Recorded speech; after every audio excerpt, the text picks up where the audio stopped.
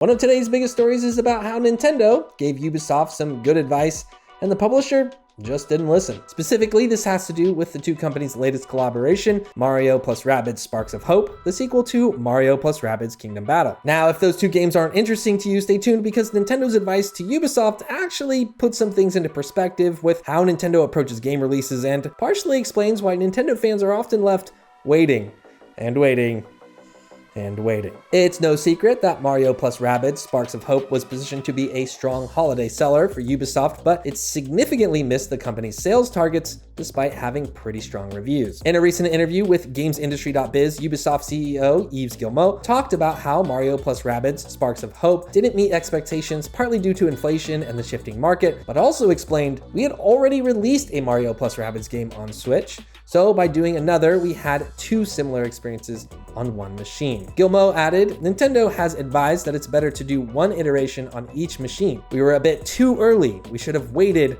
for the next console. So there you go. Nintendo's advice does line up with their publishing strategy in the past, for the most part, but since the life of the Switch has been so long, we've seen a number of exceptions like with Zelda and Splatoon. Fire Emblem and Pokemon have also seen mainline iterations. It's likely Nintendo did originally try to wait for new hardware for some of their bigger games, but the semiconductor shortage and COVID probably put a damper on that strategy. Also, Tears of the Kingdom was originally supposed to be DLC, so that's a little bit of a weird one. Bowser's Fury, which came as a pack-in with the Super Mario 3D World Switch port, was also an interesting move by the company, but you could argue it was more of a fun appetizer or experiment as opposed to a full-length 3D Mario game. Animal Crossing might be the best example of one game per console lifecycle. Now, tomorrow, we're probably going to see Nintendo put that bit of advice they gave to Ubisoft in practice. We're going to see the Nintendo Direct, which is going to strongly feature Pikmin 4.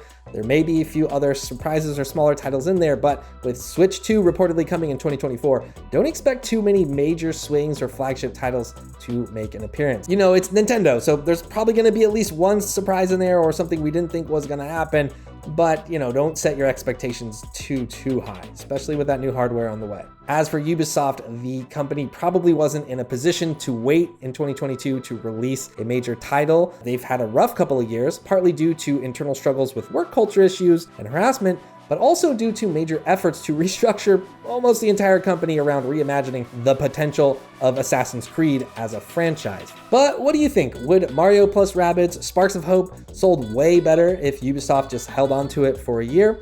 Or, you know, as the novelty of a zany strategy game featuring your favorite Mario characters just kind of worn off?